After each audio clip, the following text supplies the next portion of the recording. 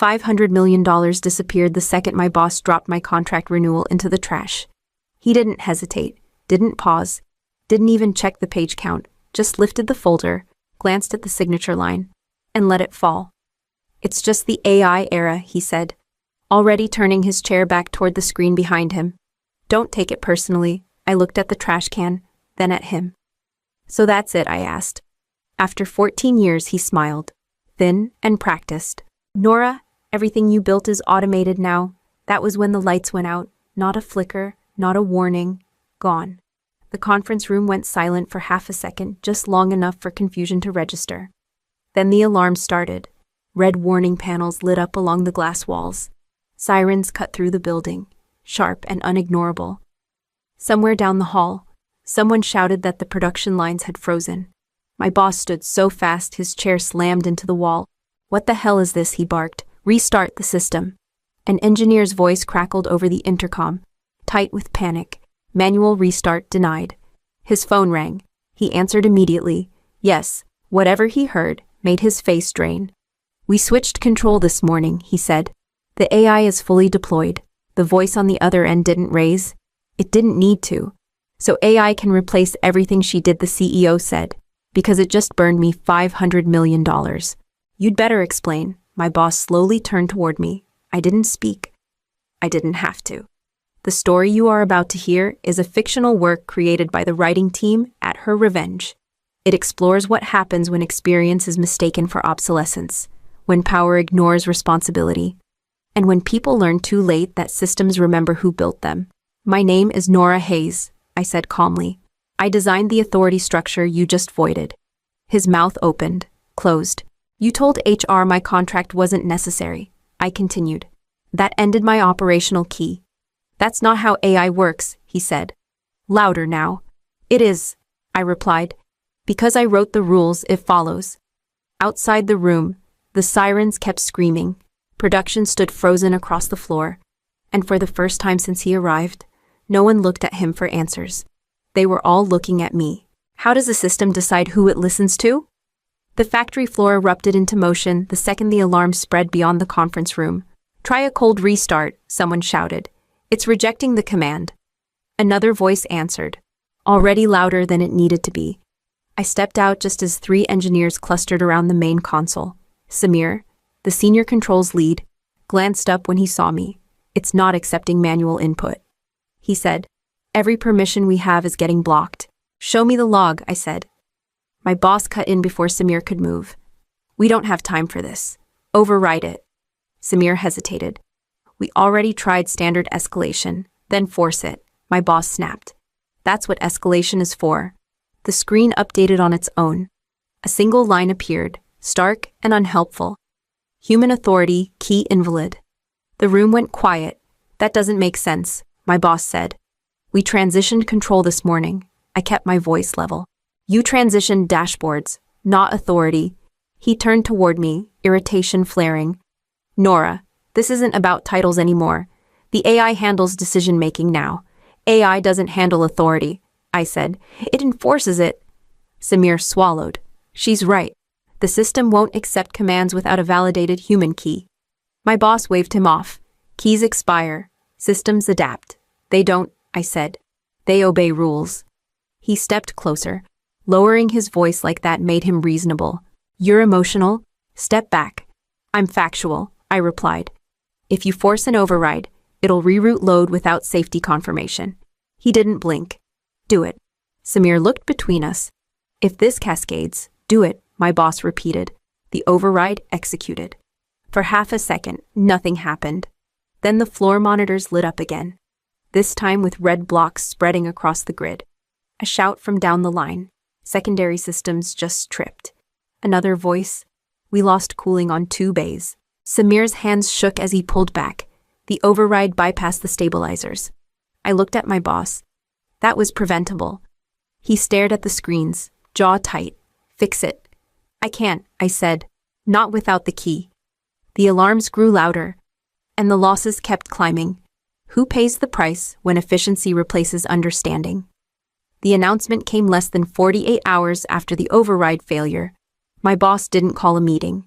He sent a message. Restructuring effective immediately, he said, standing near the line with a tablet in his hand. We're removing redundancy. Frank Delaney was called forward. 30 years maintaining machines most people were afraid to touch. He wiped his hands on a rag and waited. Frank, my boss said, not unkindly. Your position has been eliminated. Frank blinked. Eliminated. We've automated predictive maintenance, my boss continued. AI handles variance better than instinct. I stepped between them. You can't be serious. He looked at me, annoyed. Nora, this isn't personal. It never is, I said. That man knows the machines better than your dashboards. He didn't raise his voice. He didn't have to. AI doesn't rely on instincts. Frank finally spoke. I rely on sound, heat, smell, which introduces bias. My boss said, we're optimizing. Frank nodded once, slow. Then I guess I'm inefficient. He walked away without another word. 3 days later, Samir found me by the console. Line 7 is running hot, he said. AI says it's within tolerance. I listened. Not with my ears. With the silence Frank had left behind. Shut it down, I said. We don't have authorization. It'll spike. I said, give it 10 minutes. It took 8. The spindle seized mid-cycle. Titanium warped. A full batch went to scrap. My boss arrived, furious. Why wasn't this flagged? Samir hesitated. Frank used to catch that pattern. My boss turned to me. Are you saying the AI failed? I'm saying you removed the person it learned from, I replied. He stared at the ruined line, then back at me. We'll recalibrate. With what I said, data from a machine you just destroyed. He didn't answer. Across the floor, workers stood still, watching the scrap bin fill. Frank's locker was already empty. And the system kept running, blind to what it no longer understood. What if the future everyone praised was built on a lie? I didn't go looking for proof. Proof came looking for me. The vendor contract was already open on my screen when Lydia from procurement paused at my doorway. She didn't step inside. You didn't get this from me, she said. I didn't ask. I replied. She nodded once and left. I scrolled. Implementation timeline 6 months. Impossible. Safety validation deferred to post-deployment. Missing. Cost adjustments 3 revisions, each higher than the last. I picked up my phone and called Samir. Did you know the budget doubled? I asked. There was a beat. They told us it was normal. Normal for who? He didn't answer. I kept reading until a single line stopped me cold. Manual restart restricted to system architect of record. I leaned closer, as if the words might change if I stared long enough. The name listed underneath hadn't been updated. Nora Hayes. I laughed once, sharp and humorless. They replaced my role. They erased my access. They announced I was obsolete. But they never replaced my authority. My boss walked past my office and saw the contract on my screen. Still digging, he asked. I'm reading, I said. There's a difference. He stepped in, confident. That contract is airtight. It can't be, I replied. You didn't change the control architecture, he frowned. We don't need to. The vendor handles. The vendor handles analytics. I cut in, not responsibility. He crossed his arms. You're clinging to relevance. No, I said. I'm listed as the last human checkpoint in a system you don't understand. That's a formality. It's a lock, I said. And you don't have the key? For the first time, he looked uncertain. You're not authorized anymore. He said, I'm recorded. I replied. Those aren't the same thing. He stared at the contract, then at me. This conversation is over. He left without closing the door. I stayed where I was, staring at my own name. The system hadn't forgotten me. It was waiting, and if anything went wrong next, there would be no one else it would listen to. What if telling the truth makes you the problem? I had the documents organized, timelines aligned, change orders highlighted. The board packet was clean, factual, impossible to misunderstand. I didn't get to open my mouth. Before Nora begins, my boss said, standing without looking at me, there's something the board needs to understand. Patricia Lowell, the board chair, tilted her head. Go on. We're dealing with legacy obstruction, he said calmly. Resistance disguised as concern. I felt the room shift. That's not true, I said. He smiled, sympathetic. Nora has been struggling to adapt. She's been accessing contracts outside her scope, questioning authorized decisions, spreading anxiety on the floor. I leaned forward. I found undocumented cost escalations and missing safety clauses. He turned to the board. This is exactly what I mean. Pattern fixation. Patricia frowned. Nora, are you saying the contract is unsafe? I'm saying it transfers risk without accountability, I replied. And it leaves one person, me, as the only restart authority. That's a historical artifact. My boss said, we're modernizing. Robert Klein, another board member, cleared his throat. Is it true you accessed vendor files without clearance? They were never restricted, I said, until today. My tablet went dark in my hands. A small notification appeared before the screen locked completely. Access revoked. I looked up. You just cut me off. My boss nodded. Given the concerns, it's prudent. Prudent to silence me, I said. Patricia avoided my eyes. We need stability. Then you need the truth, I said. And you're choosing not to hear it. My boss gathered his papers. This meeting is about the future, not clinging to the past. The board members exchanged glances. No one spoke. Patricia finally said, we'll proceed without further disruption. I stood slowly. If something breaks, you won't see it coming. My boss didn't look up. That won't be your problem. Security credentials failed at the door on my way out. The lock disengaged anyway after a delay. I hadn't programmed to feel this personal. Behind me, the boardroom door closed, and the system was still running, with fewer safeguards than it had an hour earlier. Can experience be fired like an employee? The failure came at dawn, quiet at first, then undeniable. Samir found me in the corridor before I reached my desk. Line 4 just dropped torque, he said. Exactly where you flagged it. I told him the load curve was unstable. I replied. He exhaled. He said AI recalibrated overnight. The machine didn't care. By the time we reached the control bay, the spindle had seized. A full run of precision components was ruined. Metal warped beyond salvage. The floor manager stood frozen, headset dangling from his neck. My boss arrived minutes later, anger already rehearsed. This is what I warned the board about, he said loudly. Legacy interference creates blind spots. I stared at him. You ignored a maintenance hold. You undermined confidence. He shot back. Now we have proof. HR stepped forward. Elaine. Clipboard tight against her chest. Nora. We need to speak privately. There's nothing private about this, I said. My boss pulled my contract from his jacket pocket. The same one he had thrown away days earlier. He tore it in half. Then again. Paper fell between us. Effective immediately, he said. Your employment is terminated for cause. Elaine nodded. Termination voids your operational authority key. The system responded before anyone else did. Monitors across the bay shifted from green to amber. Safety mode engaged. Restricted operations, Samir whispered. That's automatic. I looked at my boss. You just removed the last validated human checkpoint. He scoffed. The AI will compensate. Security arrived. One of them avoided my eyes as he gestured toward the exit. As they escorted me down the corridor, I glanced into the server room. A new configuration was loading, rushed, unbalanced, drawing heat without proper distribution. I stopped. That setup will overload. Keep moving, the guard said quietly. I'm serious, I said. That will cascade. My boss didn't turn around. Not your problem anymore. The doors closed behind me, inside. The system tightened its restrictions, and the factory kept running, one decision away from shutting itself down completely. Is it sabotage if the system is protecting itself? I didn't sleep. I sat at my kitchen table with my laptop closed, replaying the server configuration I'd seen as I was escorted out. Heat load misbalanced, redundant cooling bypassed, a shortcut disguised as innovation. James stood in the doorway for a long moment before speaking. They fired you, yes. For cause they tried. He poured coffee and slid the mug toward me. You look like you're still working. I said. Just not for them. I opened the laptop. Buried beneath layers of deprecated architecture was a protocol I had written years earlier, after a contractor once tried to rush an upgrade before a holiday weekend. It wasn't labeled failsafe. It wasn't labeled anything obvious at all. It was simply protection. James watched the screen fill with lines of authorization checks.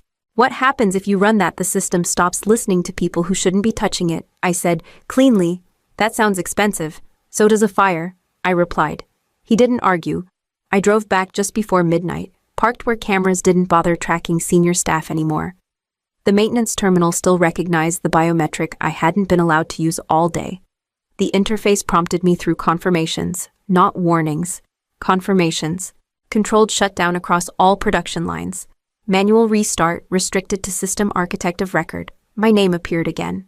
I hesitated, not because I doubted the outcome, but because I understood it too well. Every halted line meant penalties, delays, panic. I thought of the warped batch on line 4, of Frank's empty locker, of the heat rising silently inside a room no one was watching anymore. I typed the command, execute. The response was immediate. Across the facility, machines completed their current cycles and powered down. Conveyors slowed, then stopped. Robotic arms returned to neutral positions. No sparks, no alarms, just silence. I logged out and closed the terminal. By the time I reached my car, my phone was already vibrating. I didn't answer. Inside the factory. The system had done exactly what it was designed to do. It protected itself. And the people who depended on it. How much is silence worth when losses count by the minute? My phone kept vibrating on the kitchen counter. I let it. The first 3 calls came from numbers I recognized. Operations, legal, security.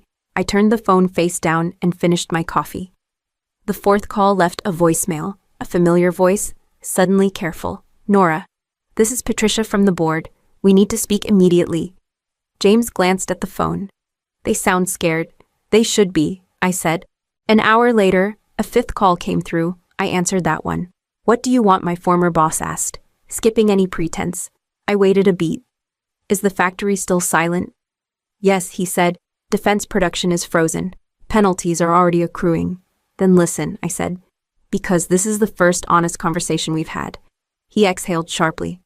This doesn't have to be adversarial. It already was, I replied. You just didn't notice when you started it. There was a pause.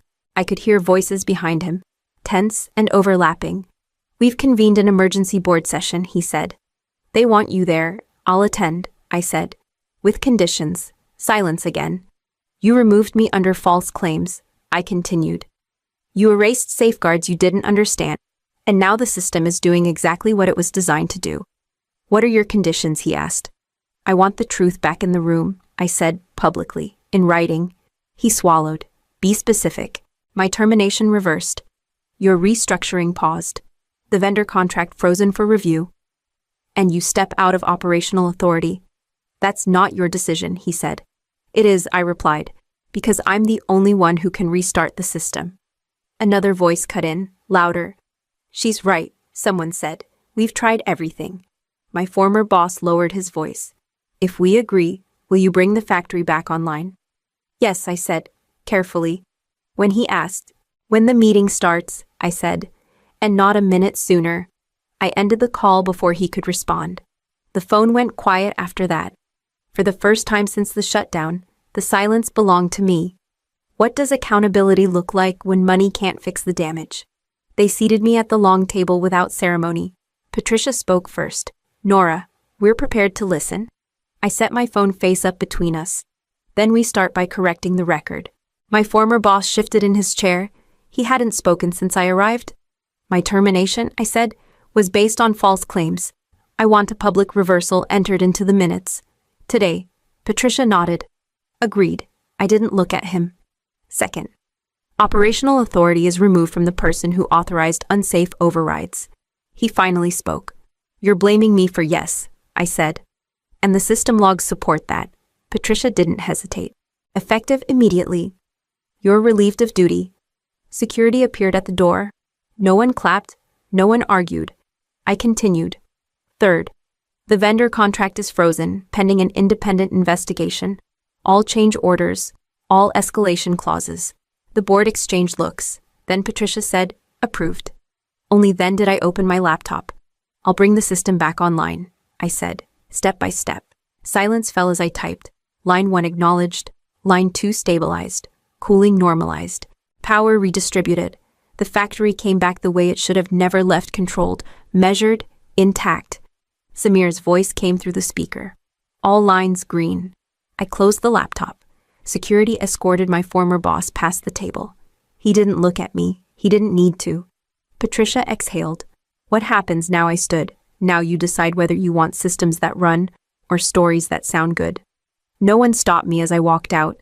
The factory hummed again behind me, this time in the right hands. What remains after the noise fades, the agreement was thinner than my old contract. No bonus clauses, no vanity title, no language about loyalty, just responsibility. Patricia slid it across the table. This protects the architecture, she said, and the people trained to maintain it. It protects knowledge, I replied. That's the point, she nodded. We'd like you to stay. I closed the folder without signing. I'll stay long enough to stabilize what matters. After that, you don't need me here every day. You need the rules to outlive me. Samir stood by the window, arms crossed. So this isn't goodbye, it's a handoff. I said. I signed. Over the next weeks, authority was distributed instead of hoarded. Maintenance decisions required human confirmation. AI recommendations were logged, reviewed, and challenged. Frank came back, not as a relic, but as a mentor. His first rule was simple. Machines talk, he told the apprentices. You just have to listen. My former boss never returned. The board announced his permanent removal during a routine update. The way you announce weather, no drama, no apology tour. One afternoon, James met me outside the building. You ready? Yes, I said. They are. I left my badge on the desk, not as a statement, as a completion. The factory kept running, clean, quiet, accountable. Before I walked out for the last time, Patricia said, you changed how we think about automation. No, I corrected gently. I reminded you that it doesn't think at all. At home that night, I slept without my phone on the table. The system no longer needed me to protect it.